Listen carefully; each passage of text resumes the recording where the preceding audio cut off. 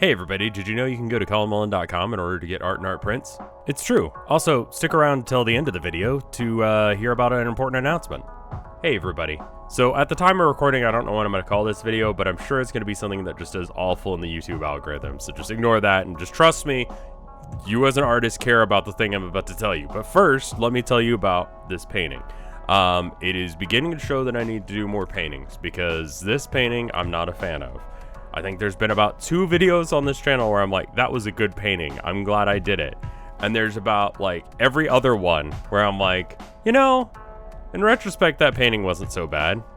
I don't know where this one's gonna be on that spectrum of like, maybe someday I'll like it, but right now I don't like it. I had another painting in mind. I had another painting that I was doing, and it just didn't turn out. And I'm like, I could rush this and it'll look like crap, but I'm not going to do that. So we're going to do a different one that is a simpler premise, and then we'll finish the other one later. So today I'm going to tell you about Galileo's Two Sciences. It's the last book that he wrote in 1638. It has a lot to do with physics, and some of it is still relevant, a lot of it is, and it's pretty good, I think. I don't actually know. I'm just sort of going off of a skim read of what people have said about it, but there's this really interesting bit.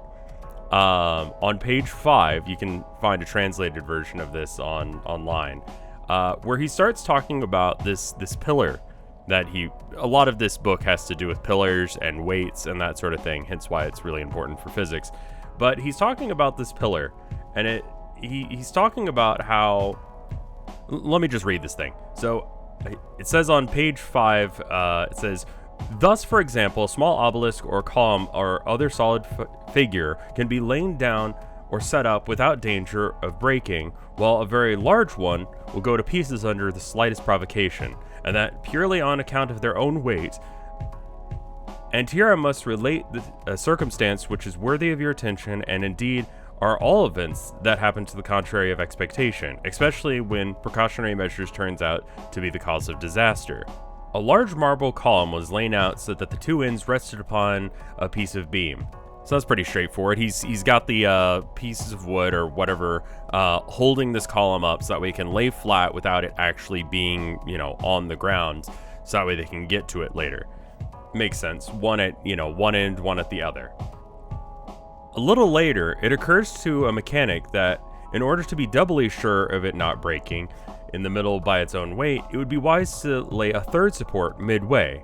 This all seemed to be an excellent idea, but the sequel showed to be quite the opposite, for not many months had passed before the column was found cracked and broken exactly above the new middle point.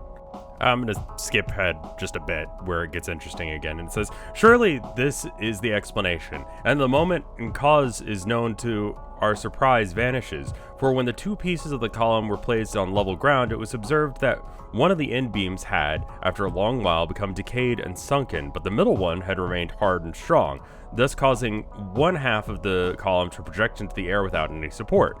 Under these circumstances, the body therefore behaved differently from what it would have done if it had supported by only the first beams, because no matter how much they might have been sunken, the column would have gone with them.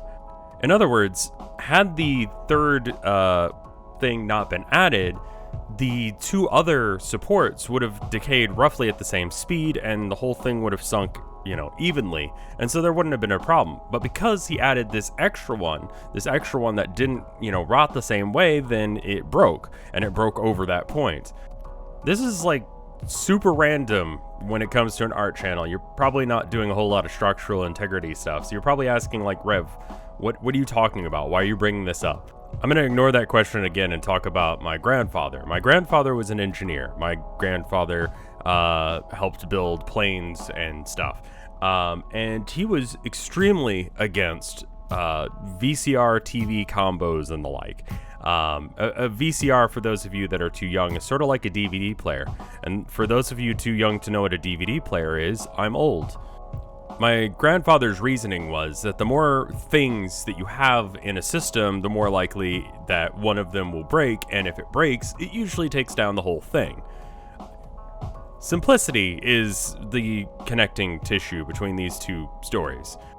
As artists, it is very easy for us to overcomplicate the process. It is very easy for us to really think about like, oh, okay, well, if I just have this, if I just do that, you know, if I have these materials, if I have these sources or whatever, then I can actually get started. And when simply 2 supports for your system might be better than the 3, maybe just having the TV and not the TV VCR combo might be better.